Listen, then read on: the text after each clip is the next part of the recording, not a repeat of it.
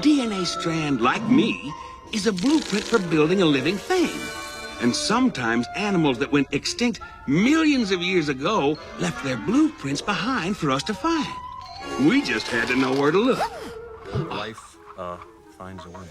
What's up, guys? It's Benny. Screw what's going on with the stock market right now. Trade tariffs, barriers, whatever. It doesn't matter. You can own a direwolf and live as Jon Snow, protecting the northern wall against Canada. This is an amazing timeline. You can have your own direwolf. Did you hear me? You, ladies and gentlemen, can have an extinct wolf that has been brought back from the dead. And this is the Time magazine article that blew the internet away this morning, saying, yeah, this is Remus. He's a direwolf. This is the first to exist in 10,000 years. The endangered species has now been brought back and is alive and thriving. What the hell is going on here? Do they have any visual or photographic evidence? I mean, this is what we saw in Game of Thrones, right? When Jon Snow picked out his direwolf, and, well, this is what they look like and sound like.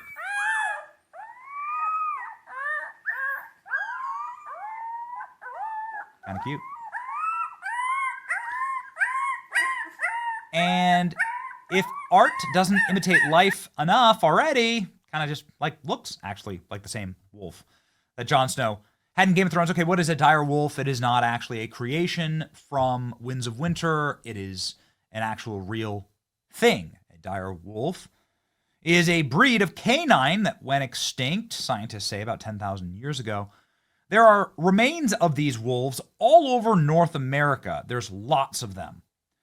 There are some also in South America, but very, very prominent in North America. The dire wolf is about the same size as a modern gray wolf. You know the modern gray wolf, obviously. So it's like, you know, big dog, right? A bigger dog. Its skulls and bones and full skeleton has been found in a lot of places.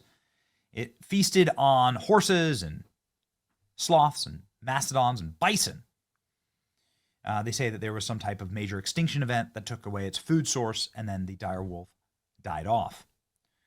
There are, again, lots of remains. This is an example of skulls of the direwolf that have been found in the La Brea tar pits in Los Angeles. So no shortage of DNA of this creature, and its remains have been found all over the place. This is what apparently it looked like. No one has a photo of it, right? But this is what scientists sort of put together. And it has like kind of a genealogy here and a connection with the to what we would know today as a canine. Okay, so anyway, that's what a direwolf is. This is the article, The Return of the Direwolf. Let's go ahead and read and find out what they've done here. Because what they've done is they've really just inserted the genome of the direwolf into a template that's shared with the modern gray wolf and canines. But they've brought back that strand of DNA. Okay, so let's go. Relying on a genetic engineering, an ancient preserved DNA, and there's plenty of it, scientists at Colossal is the company that did it, deciphered the direwolf genome, rewrote the genetic code of the common gray wolf to match it, and using domestic dogs as surrogate mothers, brought Romulus, Remus, and sister 2-month-old Khaleesi, get it, into the world during 3 separate births last fall, effectively for the first time, de-extincting a line of beasts whose gene pool died long ago and vanished. Time met with the actual males in a U.S. wildlife facility. That's secret. The direwolf isn't the only animal that they want to bring back. They want to bring back maybe hundreds of extinct animals. What could possibly go wrong? Including the Tasmanian tiger and the woolly mammoth and the dodo bird. Dodo birds were apparently very good eating, actually, according to the Dutch sailors that ate them all, bastards. Anyway, they were able to make a woolly mouse using woolly mammoth DNA. Now, this is very interesting. They're able to, like, while we don't know what a direwolf looks like, because well, there's none that are really well preserved. There's literally fully preserved woolly mammoths, like frozen in the ice. they find them whole, right, with like the food in their bellies, right? You can like extract what they were even eating. So man, they got that locked in. Apparently, the woolly mouse had long golden fur coat, just like the mammoth. Okay, well, this is quite interesting. What will happen next? Well, sounds like they're trying to take and unextinct these major creatures. And to what end? Some type of like Jurassic Park amusement park? I'm not exactly sure. I don't actually know. Let's go ahead and keep reading. The science behind bringing back the direwolf. Cloning typically requires snipping tissue samples from a donor animal and then isolating a single cell. The nucleus of that cell, which contains the animal's DNA, is then extracted and inserted into the ovum, whose own nucleus has been removed. The ovum is allowed to then develop into an embryo and implanted in the surrogate mother's womb. The baby that results from that is an exact genetic duplicate of the original donor animal. This is the way that they first cloned a sheep named Dolly, 1996. Pigs, cats, deer, horses, mice, gray wolves, and more than 1,500 dogs have been cloned using the same technology. Colossal's direwolf took a less invasive approach, isolating cells from a tissue sample of a donor gray wolf. The cells were selected through a endothelial progenitor cells, which is the lining of the blood vessel. The scientists then rewrote the 14 key genes in the cell's nucleus to match those of the direwolf. No ancient direwolf DNA was actually spliced into the gray wolf's genome. The edited nucleus was then transferred into a denucleated ovum, and scientists produced 45 engineered ovia, which were allowed to develop into the embryos of the lab. Those embryos were inserted into the wombs of the two surrogates' hounds mixes, chosen mostly for their overall health and their size, as they'd be giving birth to large pups. In each mother, one embryo took hold and proceeded to a full-term pregnancy. No dogs experienced miscarriages or stillbirths. The surrogates birthed Romulus and Remus. A few months later, the Colossal repeated the procedure with the same technique. So the scientists rewrite the genes in order to match the DNA of the direwolf. Fascinating. So they do this from the rewritten DNA of a gray wolf. No ancient direwolf DNA was actually spliced into the gray wolf's genome. Well, that's fascinating. So it's not actually the same DNA. They're just mapping the DNA and then re-editing them. The scientists behind the raising of these animals say they're the luckiest animals ever, and their entire life will be in this protected ecological reserve where there's all sorts of space. These animals were hand-reared. They're not capable of living in the wild, and we do want to study them for their lives to understand how these edits might have modified things that we cannot predict. They're going to be able to get, not going to be able to get a splinter without us finding out. So far, nothing worrisome or unexpected has turned up in the wolves. The article also says that they're going to go full speed ahead with creating woolly mammoths. Okay. As with the direwolf, no ancient mammoth DNA will be spliced into the elephant's genome. The elephant genes will simply be rewritten to match the mammoths. So they map the mammoth DNA and then they rewrite the healthy elephant DNA. The company says that so far it's edited 25 of those genes and is on track for our embryos to be implanted at the end of 2026, with a woolly mammoth being born in 2028. Would you pay a ticket to go see a woolly mammoth? Is it actually a woolly mammoth, though? This is the question. No matter how the resulting baby might look, Colossal admits that in some respects it will be a mammoth in name only. They're elephant surrogates that will have mammoth DNA to make them recreate core characteristics belonging to mammoths.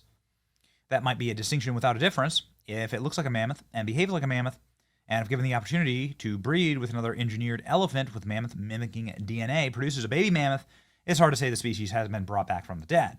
Our mammoths and direwolves are mammoths and direwolves by that definition, they have key traits that make the lineage organisms distinct. Here are the photos of their direwolves.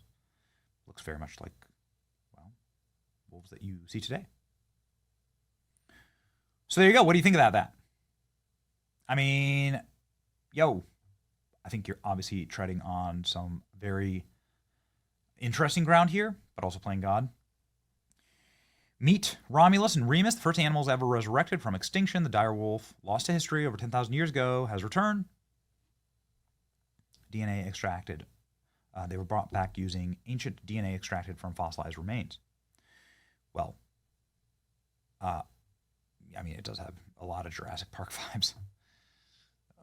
We put the direwolves on the board. This is how the internet's reaction. Okay. Scientists have brought back the direwolves using ancient DNA. The genome was reconstructed from found fossils. The fossils date back to a long time ago.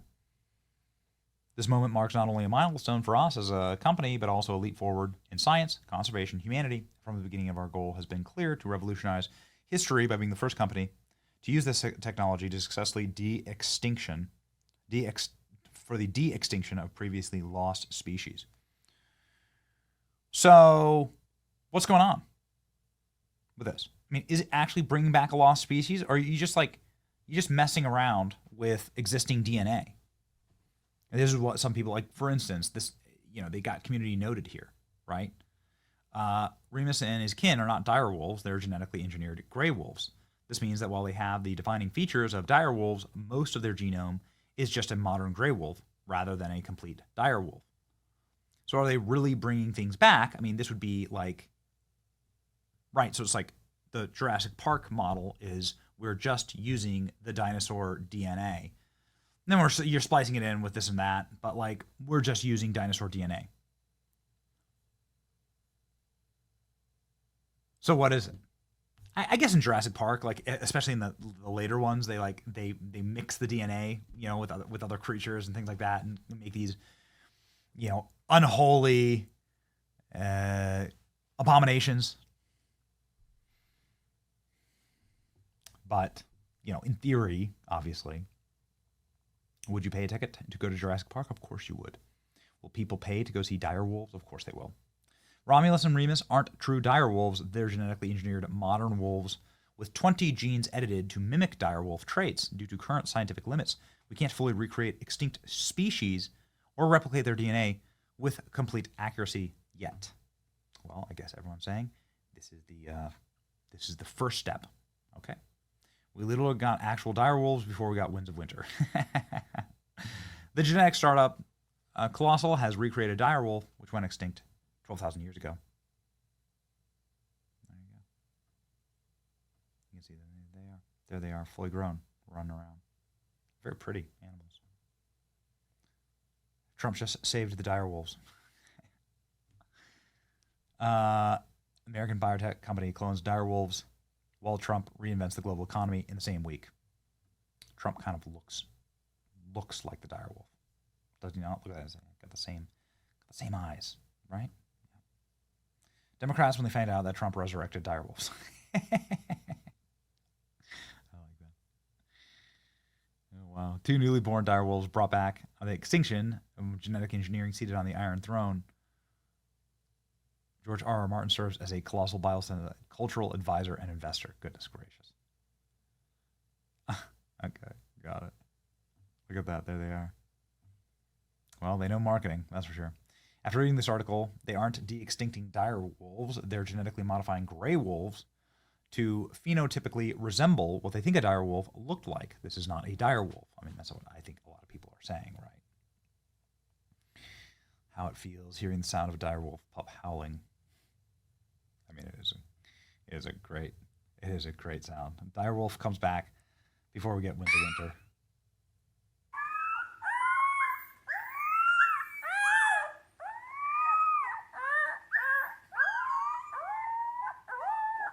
There's plenty of blackpilling going on, right? The direwolf is back. Look inside. Genetically modified gray wolf. Khaleesi. Incredible. Direwolves. Released before GTA 6. There you go. The ancient direwolf DNA is actually just a just a gray wolf DNA. You're blackpilling about stonks when it is revealed they cloned a direwolf. I mean, what do you think? Joe Rogan had the people who did this on his program. What do you think? Do you think that this is, do you think that, one, it's moral and ethical? Do you think that it's smart? Do you think that it's just manipulating things that we already know, right? You can go in and manipulate DNA. They do it all the time, right? You can have IVF babies, right, here as human beings. And that's totally genetic manipulation, right? Like you're picking and choosing which embryos move forward, right? And which embryos go where, right? What DNA material, which sperm and egg like work and are brought to life. This is genetic engineering, okay? Honest, by definition. So what do you think about it, right? What do you think? Do you think it's a slippery slope? Or do you think it's really freaking cool? Do you think this is just like a marketing ploy because they're really just gray wolves with some phenotypes changed to kind of like match? I'll tell you, it'd be way cooler if they used the actual DNA. This is my takeaway. Like, it's kind of like a marketing gimmick to say that you brought it back when you're just kind of mapping out the DNA inside of an already existing DNA strand. But that's just me. What do I know? Let me know what you think in the comment section. It's your boy Benny. Like, share, and subscribe. See ya.